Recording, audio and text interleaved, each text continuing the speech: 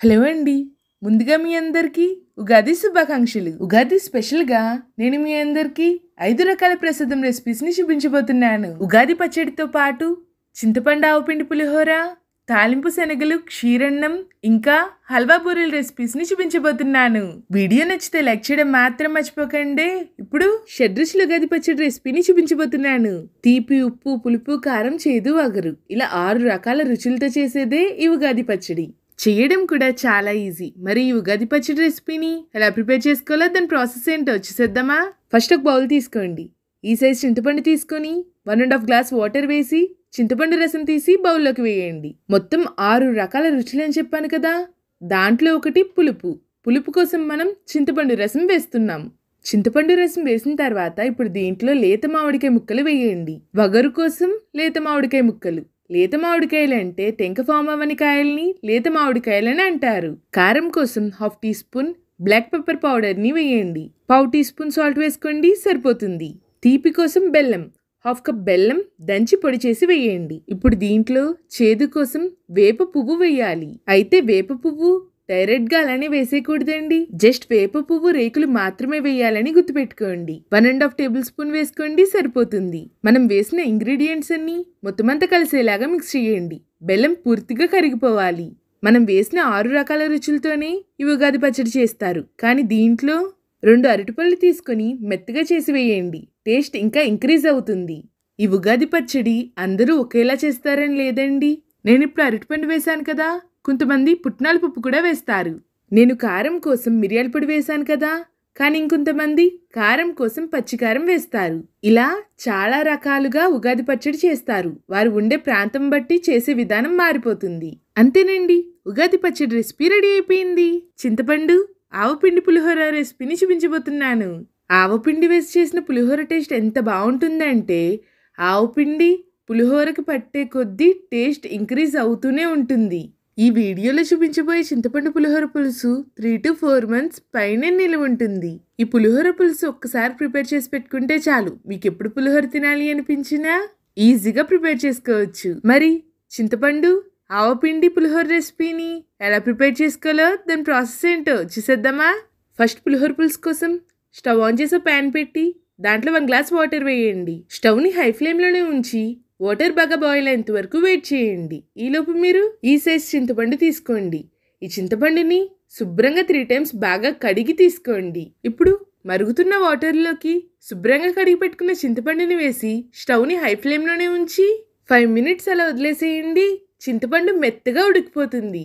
ఇలా హై ఫ్లేమ్లోనే చింతపండుని 5 minutes బాగా ఉడికించిన తర్వాత వెంటనే స్టవ్ ఆఫ్ చేసేయండి. ఇప్పుడు మనం ఉడికించిన చింతపండు పూర్తిగా చల్లారిన తర్వాత దీంట్లో ఎక్స్ట్రాగా కొంచెం కూడా వాటర్ వేయకుండా చింతపండు ఉడికించిన నీళ్ళతోనే చిక్కటి చింతపండు రసాన్ని తీసుకుని రెడీగా ఉంచేయండి. పులిహోర కోసం అన్నం వండుతున్నప్పుడు వాటర్లో ఖచ్చితంగా 1 టీ స్పూన్ పసుపు, సాల్ట్ ఇంకా ఆయిల్ వేసి అన్నం వండాలి. మనం పులిహోర కోసం అన్నం వండుతున్నప్పుడు వాటర్లో సాల్ట్ వేయడం వల్ల అన్నం చప్పగా ఉండకుండా ఉంటుంది. అలాగే ఆయిల్ వేయడం వల్ల అన్నం ముద్దలావకుండా పొడి పొడిగా ఉడుకుతుంది. నేను ఇక్కడ పులిహోర కోసం అన్నం నార్మల్గానే వండేస్తున్నానండి.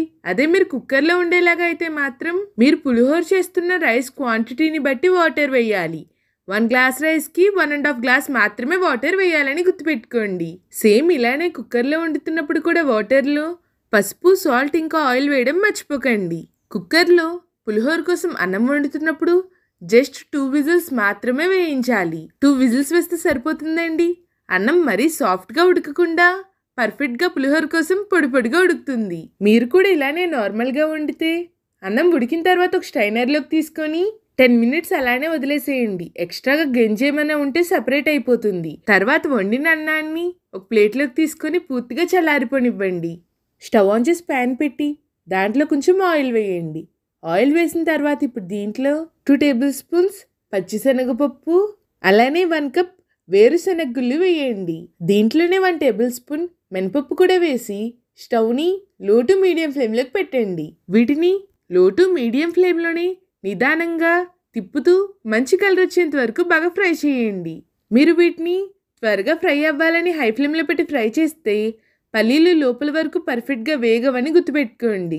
ఇలా ఈ కలర్లో ఫ్రై అయితే సరిపోతుందండి. ప్యాన్ నుండి ఒక ప్లేట్లోకి తీసుకొని పక్కనుంచండి. పులిహోర పులుసు కోసం హాఫ్ కప్ ఆయిల్ వేయండి. ఆయిల్ వేసిన తర్వాత దీంట్లో 1 టేబుల్ స్పూన్ ఆవాలు, 1 టేబుల్ స్పూన్ జీలకర్ర, 4 ఎండుమిరపకాయలని సగానికి కట్ చేసి వేయండి. అలానే కరివేపాకుని శుభ్రంగా కడిగి వేయండి. పులిహోరలో కరివేపాకు ఎంత ఎక్కువగా వేసుకుంటే టేస్ట్ అంత బాగుంటుందని గుర్తుపెట్టుకోండి.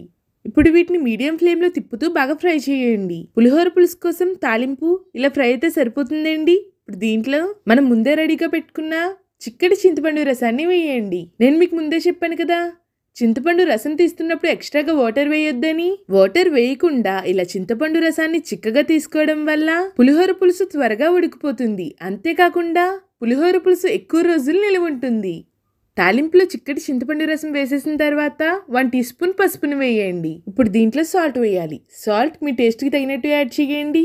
చింతపండు పులుపుని బట్టి సాల్ట్ ఎంత వేయాలో డిపెండ్స్ అయి ఉంటుంది. పులిహోర పులుసులో వేయాల్సిన one of the main ingredient ఇంగువ. ఇంగువ వేయడం వల్ల పులిహోర ఫ్లేవర్ చాలా బాగుంటుంది. 1 టీ స్పూన్ వేసుకోండి, సరిపోతుంది. ఒకసారి మొత్తం అంతా కలిసేలాగా మిక్స్ చేయండి. మొత్తం అంతా కలిసేలాగా మిక్స్ చేసిన తర్వాత ఇప్పుడు దీంట్లో 6 పచ్చిమిరపకాయల్ని మధ్యలో ఘాటు పెట్టి వేయండి. పచ్చిమిరపకాయలు వేసిన తర్వాత స్టవ్ని మీడియం ఫ్లేమ్లోకి పెట్టి మూత పెట్టేసేయండి. 5 మినిట్స్ మీడియం ఫ్లేమ్లోనే ఉడికించండి. పులిహోర పులుసు కోసం మనం చిక్కటి చింతపండు రసం తీసుకున్నాం కాబట్టి త్వరగానే ఉడికిపోతుంది. నేను కరెక్ట్గా 5 మినిట్స్ తర్వాత మూత తీసి చూపిస్తున్నాను చూడండి. పులిహోర పులుసు మొత్తం బాగా ఎగిరి ఇలా ఆయిల్ పైకి తేలింది. ఇలా పులుసు నుండి ఆయిల్ పైకి తేలితేనే పులిహోర పులుసు పర్ఫెక్ట్గా ఉడికిందని అర్థం. దీంట్లో 1 టేబుల్ స్పూన్ బెల్లం పొడి వేసి ఒకసారి మొత్తం అంతా కలిసేలాగా మిక్స్ చేయండి. మనం వేసిన 1 టేబుల్ స్పూన్ బెల్లం పొడి మొత్తం పులిహోర పులుసులో బాగా కలిసిన తర్వాత వెంటనే స్టవ్ ఆఫ్ చేసేయండి. పులిహోర కోసం మనం ఆల్రెడీ ముందే అన్నం ఉడికించి రెడీగా పెట్టుకున్నాం కదా. పూర్తిగా చల్లారిపోయిన అన్నంలో మనం ఉడికించి రెడీగా పెట్టుకున్న చింతపండు పులిహోర పులుసుని వేయండి. ఇలా అన్నంలో సరిపడినంత పులిహోర పులుసు వేసిన తర్వాత మిగిలిన ఈ చింతపండు పులిహోర పులుసుని ఒక బాక్స్లోకి తీసుకోండి. ఈ పులిహోర పులుసుని తడి తగలకుండా స్టోర్ చేసుకుంటే బయట అయితే 1 మంత్ పైనే నిలువ ఉంటుంది. అదే ఫ్రిడ్జ్లో పెట్టేస్తే 3 to 4 మంత్స్ పైనే నిలువ ఉంటుందని గుర్తుపెట్టుకోండి. ఉడికించి రెడీగా పెట్టుకున్న అన్నంలోకి పులిహోర పులుసు వేసిన తర్వాత ఇప్పుడు దీంట్లో మనం ముందే ఫ్రై చేసి రెడీగా పెట్టుకున్న పల్లీలు, పచ్చిశనగపప్పు, మినపప్పుని వేసేయండి. కొన్ని ఆవాలు తీసుకుని మిక్సీ జార్లోకి వేసి మెత్తగా పొడి చేయండి. పొడి చేసిన ఆవు పిండిని దీంట్లో 1.5 టేబుల్ స్పూన్ వేయండి. నేను చేస్తున్న క్వాంటిటీకి 1.5 టేబుల్ స్పూన్ ఆవు పిండి పర్ఫెక్ట్గా సరిపోతుంది. ఆవు పిండి వేసిన తర్వాత చేత్తో మొత్తం అంతా కలిసేలాగా బాగా మిక్స్ చేయండి. ఇలా పులిహోరలో ఆవు పిండి వేయడం వల్ల టేస్ట్ చాలా బాగుంటుందండి. అంతేకాకుండా ఆవపిండి ఫ్లేవర్ పులిహోరకి పట్టే కొద్దీ టేస్ట్ ఇంకా ఇంక్రీజ్ అవుతూనే ఉంటుంది. అంతేనండి, చింతపండు ఆవపిండి పులిహోర రెసిపీ రెడీ అయిపోయింది. ఈ ఆవపిండి పులిహోర రెసిపీని డెఫినెట్గా ట్రై చేయండి. టేస్ట్ చాలా బాగుంటుంది. క్షీరన్నం రెసిపీని చూపించబోతున్నాను. మామూలుగా బియ్యం ఒక్కటే వేయకుండా బియ్యంతో పాటు సగ్గు బియ్యం వేసి చేయబోతున్నాను. టేస్ట్ చాలా బాగుంటుంది. డెఫినెట్గా ట్రై చేయండి. మరి ఈ క్షీరన్నం రెసిపీని ఎలా ప్రిపేర్ చేసుకోవాలో దాని ప్రాసెస్ ఏంటో చూసేద్దామా. ఫస్ట్ స్టవ్ ఆన్ చేసి కడాయిని పెట్టి దాంట్లో 1 లీటర్ పాలు వేయండి. పాలు ఖచ్చితంగా ఆవు పాలే వాడాలండి. క్షీరన్నం ఆవు పాలతో చేస్తే టేస్ట్ చాలా బాగుంటుంది. స్టవ్ని హై ఫ్లేమ్లో ఉంచి పాలు బాగా మరిగి ఒక పొంగు వచ్చేంత వరకు వెయిట్ చేయండి. వన్స్ పాలు బాగా మరిగి ఇలా పొంగు రావడం స్టార్ట్ అయిన వెంటనే స్టవ్ని లో టు మీడియం ఫ్లేమ్లోకి అడ్జస్ట్ చేయండి. దీంట్లో ఇప్పుడు సగ్గుబియ్యం వేయాలండి. అయితే సగ్గుబియ్యం డైరెక్ట్గా వేసేస్తే ఉడకడానికి ఎక్కువ టైం పడుతుంది. కాబట్టి 15 మినిట్స్ ముందుగానే సగ్గుబియ్యం వాటర్లో నానబెడితే త్వరగా ఉడికిపోతుందని గుర్తుపెట్టుకోండి. నేను ఆల్రెడీ సగ్గుబియ్యం నానబెట్టి రెడీగా ఉంచానండి. నానబెట్టిన సగ్గుబియ్యాన్ని మరుగుతున్న పాలల్లోకి వేయండి. 1/2 కప్ రైస్ని శుభ్రంగా కడిగి వేయండి. మనం 1 లీటర్ పాలు తీసుకున్నాం కదా, 1 లీటర్ పాలకి 1/2 కప్ సగ్గుబియ్యం ఇంకా 1/2 కప్ రైస్ పర్ఫెక్ట్గా సరిపోతాయి. నానబెట్టిన సగ్గుబియ్యం ఇంకా బియ్యం వేసిన తర్వాత ఒకసారి మొత్తం అంతా కలిసేలాగా మిక్స్ చేయండి. స్టవ్ని లో టు మీడియం ఫ్లేమ్లోనే ఉంచి మధ్య మధ్యలో తిప్పుతూ పర్ఫెక్ట్గా సాఫ్ట్గా ఉడికేంత వరకు లో టు మీడియం ఫ్లేమ్లోనే స్లోగా ఉడికించండి. ఇలా చిక్కబడి దగ్గర పడిన తర్వాత పర్ఫెక్ట్గా ఉడికిందో లేదో చెక్ చేయండి. ఇలా ఉడికితే సరిపోతుందండి. ఇప్పుడు దీంట్లో ఫ్లేవర్ కోసం 1/2 టీ స్పూన్ ఇలాచీ పౌడర్ని వేయండి. ఇలాచీ పౌడర్ వేసిన తర్వాత ఒకసారి మొత్తం అంతా కలిసేలాగా మిక్స్ చేసి స్టవ్ ఆఫ్ చేసేయండి. ఇప్పుడు దీంట్లో బెల్లం వేయాలి. కానీ బెల్లం ఇప్పుడే వేసేస్తే వేడికి పాలు విరిగిపోయే ఛాన్స్ ఉంటుంది. కాబట్టి ఇప్పుడు దీన్ని పూర్తిగా చల్లారిపోనివ్వండి. పూర్తిగా చల్లారిన తర్వాత ఇప్పుడు దీంట్లో 1/2 కప్ బెల్లం దంచి పొడి చేసి వేయండి. బెల్లం మీరు తినే స్వీట్ బట్టి మీ టేస్ట్కి తగినట్టు యాడ్ చేయండి. నెయ్యిలో కొన్ని కిస్మిస్ అలాగే కొన్ని జీడిపప్పుల్ని బాగా ఫ్రై చేసి వేయండి. ఫ్రై చేసిన జీడిపప్పు ఇంకా కిస్మిస్ వేసిన తర్వాత ఒకసారి మొత్తం అంతా కలిసేలాగా మిక్స్ చేయండి. అంతేనండి, క్షీరన్నం రెసిపీ రెడీ అయిపోయింది. చేయడం చాలా ఈజీ కదా, టేస్ట్ కూడా చాలా బాగుంటుంది. డెఫినెట్ గా ట్రై చేయండి. ఈ వీడియో మీ అందరికీ నచ్చిందా? అయితే లైక్ చేయడం మాత్రం మర్చిపోకండి. తాలింపు శనగల రెసిపీని చూపించబోతున్నాను. మరి ఈ తాలింపు శనగల రెసిపీని ఎలా ప్రిపేర్ చేసుకోవాలో దాని ప్రాసెస్ ఏంటో చూసేద్దామా? ఫస్ట్ ఒక బౌల్ తీసుకుని దాంట్లో 1 కప్ శనగలు వేయండి. వీటిని శుభ్రంగా 3 టైమ్స్ బాగా కడిగి ఇవి నానడానికి సరిపడేని వాటర్ని వేసి నానబెట్టండి. వాటర్ వేసిన తర్వాత మూత పెట్టేసి 12 అవర్స్ అలా వదిలేసేయండి. మీరు ఈ తాలింపు శనగలు ప్రిపేర్ చేయాలనుకున్నప్పుడు ముందు రోజు నైటే వీటిని వాటర్లో వేసి నానబెట్టేయండి. మార్నింగ్ కల్లా శనగలు పర్ఫెక్ట్ గా నానిపోతాయి. నేను ఇక్కడ కరెక్ట్ గా 12 అవర్స్ తర్వాత చూపిస్తున్నాను చూడండి. శనగలు పర్ఫెక్ట్ గా నాని కదా. ఇప్పుడు వీటిని ఒకసారి బాగా కడిగి నానబెట్టుకున్న శనగల్ని పాన్లోకి వేయండి. మీరు వీటిని ముందు రోజు నైటే నానబెట్టకుండా ఎన్ని విజిల్స్ వేయించినా సరే అస్సలు ఉడకవని గుర్తుపెట్టుకోండి. ఇప్పుడు దీంట్లో సాల్ట్ వేయాలి. సాల్ట్ మీ టేస్ట్కి సరిపడా వేయండి. ఇలా ముందే సాల్ట్ వేసి ఉడికించడం వల్ల శనగలకి సాల్ట్ పర్ఫెక్ట్గా పడుతుంది. ఇలా ముందే సాల్ట్ వేసి ఉడికించకుండా లాస్ట్ మీరు సాల్ట్ వేసినా సరే పైపైనే ఉంటుంది తప్ప పర్ఫెక్ట్గా పట్టదని గుర్తుపెట్టుకోండి. దీంట్లో ఇవి ఉడకడానికి సరిపడేని వాటర్ని వేసి మూత పెట్టేయండి. పాన్ జస్ట్ 6 విజిల్స్ వేస్తే సరిపోతుంది. నైట్ మొత్తం నానిన శనగలు కదా, పర్ఫెక్ట్గా ఉడికిపోతాయి. ఇవి ఉడికిన తర్వాత ఒక స్ట్రైనర్లోకి వేయండి. వాటర్ ఏమైనా ఉంటే సపరేట్ అయిపోతాయి. శనగలు పర్ఫెక్ట్గా ఉడికినాయండి. ఇప్పుడు వీటిని ఇంకా తాలింపు వేయడం మాత్రమే మిగిలింది. స్టవ్ ఆన్ చేసి ఒక కడాయిని పెట్టి దాంట్లో 2 టేబుల్ స్పూన్స్ ఆయిల్ వేయండి. ఆయిల్ వేసిన తర్వాత 1 టీ స్పూన్ ఆవాలు, 1 టీ స్పూన్ జీలకర్ర, 2 ఎండుమిరపకాయల్ని సగానికి కట్ చేసి వేయండి. కొద్దిగా కరివేపాకు కూడా వేసి హై ఫ్లేమ్ లోనే తిప్పుతూ తాలింపుని బాగా ఫ్రై చేయండి. వన్స్ తాలింపు ఇలా బాగా ఫ్రై అయిన తర్వాత ఇప్పుడు దీంట్లో 1/2 టీ స్పూన్ ఇంగువ అలాగే కొద్దిగా పసుపు వేసి మనం ముందుగానే ఉడికించి రెడీగా పెట్టుకున్న శనగలు మొత్తం అన్ని వేసేయండి. శనగలు వేసిన తర్వాత తాలింపులో శనగలు మొత్తం అంతా కలిసేలాగా బాగా మిక్స్ చేయండి. ఇలా మొత్తం అంతా కలిసేలాగా మిక్స్ చేసిన తర్వాత ఇప్పుడు దీంట్లో కారం వేయాలి. కారం మీరు తినే స్పైస్ బట్టి మీ టేస్ట్కి తగినట్టు యాడ్ చేయండి.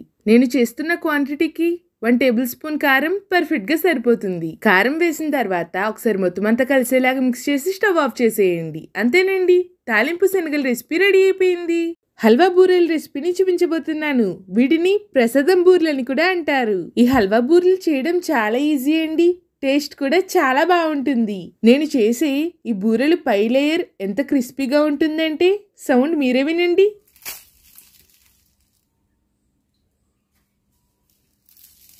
నేను చెప్పిన విధంగా చెయ్యండి. మీకు కూడా ఇలానే బూరెలు పై లేయర్ సూపర్ క్రిస్పీగా వస్తుంది. మరి ఈ హల్వా బూరెల రెసిపీని ఎలా ప్రిపేర్ చేసుకోవాలో దాని ప్రాసెస్ ఏంటో చూసేద్దామా? బూరెలు పై లేయర్ పిండి కోసం ఇప్పుడు ఒక బౌల్ని తీసుకోండి. దాంట్లో 1 కప్ మినపప్పు వేయండి. ఈ 1 కప్ మినపప్పుని శుభ్రంగా 3 టైమ్స్ కడిగి వాటర్ వేసి నానబెట్టండి. ఈ మినపప్పు నానడానికి 4 అవర్స్ టైం పడుతుంది. మూత పెట్టేసి 4 అవర్స్ అలా వదిలేసేయండి. బూరెలు లోపల పెట్టే హల్వా కోసం స్టవ్ ఆన్ చేసి ప్యాన్ పెట్టి దాంట్లో 1 కప్ బొంబాయి రవ్వ వేయండి. స్టవ్ని పూర్తిగా లో ఫ్లేమ్లోకి పెట్టేసేయండి. గరిటెతో తిప్పుతూ రవ్వ కలర్ చేంజ్ అయ్యి మంచి అరోమా వచ్చేంత వరకు బాగా ఫ్రై చేయండి. లో ఫ్లేమ్లో స్లోగా ఇలా ఈ కలర్లో ఫ్రై చేస్తే సరిపోతుందండి. వెంటనే స్టవ్ ఆఫ్ చేసేయండి. స్టవ్ ఆన్ చేసి ఒక కడాయిని పెట్టి దాంట్లో మీరు ఏ కప్తో అయితే బొంబాయి రవ్వ తీసుకున్నారో అదే కప్ తోటి 1.5 కప్ షుగర్ వేయండి. 1.5 కప్ షుగర్ వేసిన తర్వాత ఇప్పుడు దీంట్లో వాటర్ వేయాలి. మనం ఏ కప్తో అయితే బొంబాయి రవ్వ తీసుకున్నామో అదే కప్ తోటి బొంబాయి రవ్వకి డబల్ క్వాంటిటీ అంటే 1 కప్ బొంబాయి రవ్వకి 2 కప్స్ వాటర్ వేయండి. దీంట్లోనే మంచి ఫ్లేవర్ కోసం 1/2 టేబుల్ స్పూన్ ఇలాచీ పౌడర్ని వేయండి. ఒకసారి మొత్తం అంతా కలిసేలాగా మిక్స్ చేయండి. స్టవ్ని హై ఫ్లేమ్లోనే ఉంచి షుగర్ పూర్తిగా కరిగి బాగా బాయిల్ అయ్యేంత వరకు వెయిట్ చేయండి. ఇలా పాకం బాగా మరగడం స్టార్ట్ అయిన వెంటనే దీంట్లో ఇప్పుడు మనం ముందే ఫ్రై చేసి రెడీగా పెట్టుకున్న బొంబాయి రవ్వని స్లోగా వేస్తూ గరిటెతో తిప్పుతూ ఉండండి. ఇలా గరిటెతో తిప్పుతూ బొంబాయి రవ్వ వేయడం వల్ల పాకంలో బొంబాయి రవ్వ ఉండకట్టకుండా ఉంటుందని గుర్తుపెట్టుకోండి.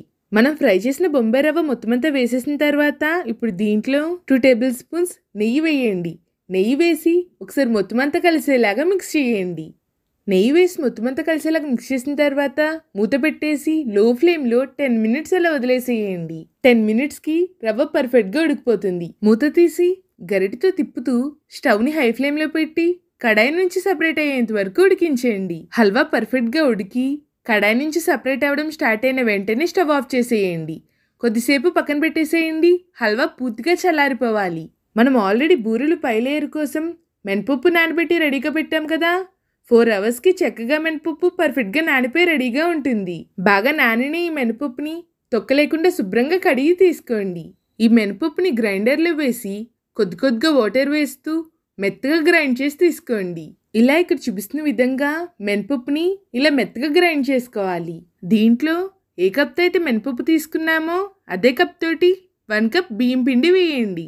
బియ్యం పిండి వేసిన తర్వాత ఇప్పుడు దీంట్లో సాల్ట్ వేయాలి. సాల్ట్ మీ టేస్ట్కి తగినట్టు యాడ్ చేయండి. నేను చేస్తున్న క్వాంటిటీకి 1.5 టీ స్పూన్ సాల్ట్ పర్ఫెక్ట్గా సరిపోతుంది. ఇప్పుడు మొత్తం కలిసేలాగా బాగా మిక్స్ చేయండి. బియ్యం పిండి వేసిన తర్వాత పిండి బాగా టైట్గా ఉంది కదా.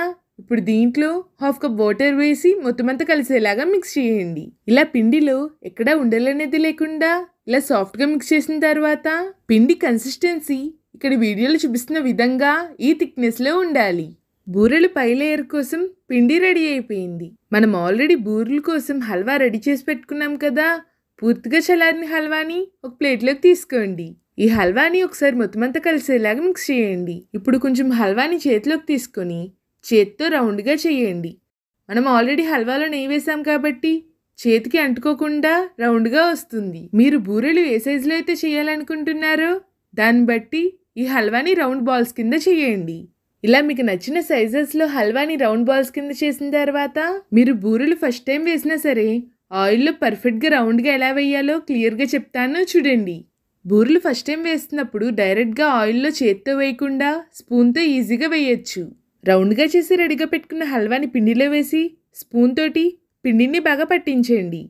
హల్వాకి పిండి బాగా పట్టించిన తర్వాత స్పూన్ తోటి పైకి తీసి ఇలా ఇక్కడ చూపిస్తున్న విధంగా స్పూన్లో ఉండే ఎక్స్ట్రా పిండిని తీసేయండి.